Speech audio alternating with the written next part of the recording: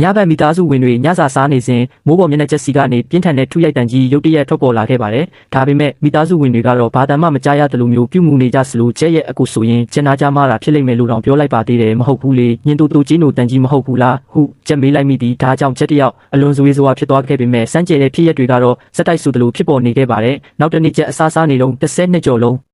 ဘယ်ဘက်ခြေထောက်ထောနဲ့လမ်းလျှောက်လာခဲ့တဲ့အကူဖြစ်သူကဒီနေ့ကျမှညာဘက်ခြေထောက်ထောနဲ့နေတာကိုရုတ်တရက်သတိပြုမိလိုက်ပါတယ်။အကူခြေထောက်ကဘာဖြစ်တာလဲလို့မေးလိုက်တော့အကူဖြစ်သူကအောက်ကိုငုံကြည့်ပြီးကျဲရဲ့မျက်စိမှုန်နေတာဖြစ်လိမ့်မယ်လို့ပြောခဲ့ပါတယ်။ထို့နောက်ဘယ်ဘက်ခြေထောက်ကိုပြန်ထောနဲ့ပြီးအခန်းထဲကနေထွက်သွားခဲ့ပါတယ်။ကျက်ကတော့သူမျက်စိမားတာပဲဖြစ်ရမယ်လို့တွေးလိုက်ပါတယ်။အဲ့ဒီညမှာကျက်နိုးလာတော့အကူဖြစ်သူပျောက်ချင်းမလားပျောက်နေတာကိုတွေးလိုက်ရပါတယ်။ဒါပေမဲ့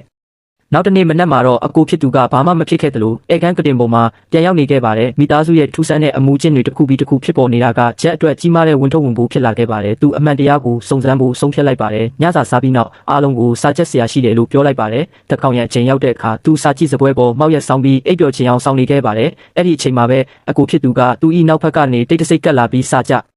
ဒီစပွဲပေါ်ကခဲတံတစ်ချောင်းကိုကောက်ယူကထိတ်ချုံပိုင်းကိုကျဲရဲ့မျက်လုံးစီတက်တက်ချင်းပြီးဖြည်းဖြည်းချင်းနီးကပ်လာစေခဲ့ပါတယ်။ကျက်နှစ်နှစ်ချိုက်အိပ်ပျော်နေပြီဆိုတာတေချာတော့မှအကူဖြစ်သူကအခန်းထဲကနေတိတ်တဆိတ်ထွက်သွားခဲ့ပါတယ်။ကျက်နောက်ကနေတိတ်တဆိတ်လိုက်သွားခဲ့ရာအကူဖြစ်သူရဲ့ခြေထောက်ကနည်းနည်းမှထောနဲ့မနေတော့တာကိုတွေးလိုက်ရသဖြင့်ကျက်ရဲ့မျက်နှာမှာမယုံနိုင်စရာဖြစ်သွားခဲ့ပါတယ်။သူတက်စီတစ်စီးကိုလှမ်းတာပြီးအကူဖြစ်သူနောက်မှလိုက်သွားခဲ့ပါတယ်။တက်စီကလူစိတ်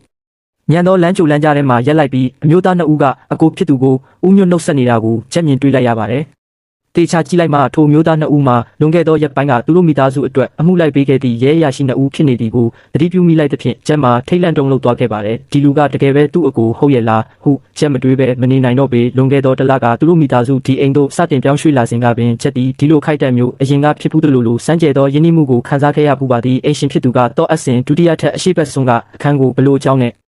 မဝင်ပါနဲ့ဟုထက်ခါတလဲသတိပေးခဲ့ပူပါသည်ထို့နောက်ထူးဆန်းသောအရာများစတင်လာခဲ့တော့သည်ဘယ်တော့မှမရက်တန့်သောမိုးပေါ်မျက်နှာကျက်မှအတန်များအကိုဖြစ်သူ၏ခြေစွန့်ကျင်ရောင်ဆောင်မှုနှင့်မိသားစုဝင်များ၏ဘာမှမမြင်တွေ့ရသလိုဟန်ဆောင်နေမှုများဖြစ်ကြသည်ညနေတင်ညတွင်သူတို့နှစ်ဦးမိဆက်ရာပန်းချံတဲ့သို့လမ်းလျှောက်ထွက်ခဲ့ကြသည်ထိုအချိန်တွင်အကိုဖြစ်သူထံဖုံးလာသဖြင့်ခိတခွဲထွက်သွားခဲ့သည်သို့တော်မကြာမီမှာပင်ပြင်ပလူတစုကအကိုဖြစ်သူကိုဝိုင်းလိုက်ကြပြီးကားတစ်စီးထဲသို့ဆွဲသွင်းကမောင်းနှင့်ထွက်ခွာသွားသည်ကိုကျက်မြင်တွေ့လိုက်ရသည်ကျက်လုံနိုင်သည်မှာကားလိုင်စင်နံပါတ်ကိုမှတ်သားထားရန်သာဖြစ်ခဲ့သည်သူအိမ်သို့အမြန်ပြန်ပြေးပြီးမိဘများကိုအကျိုးအကြောင်းအကုန်ပြောပြခဲ့သည်ထို့နောက်သူတတိလစ်မိမျောသွားခဲ့သည်နောက်ထပ်2ရက်တိုင်အကိုဖြစ်သူထံမှဘာသတင်းမှမရရှိခဲ့ပေ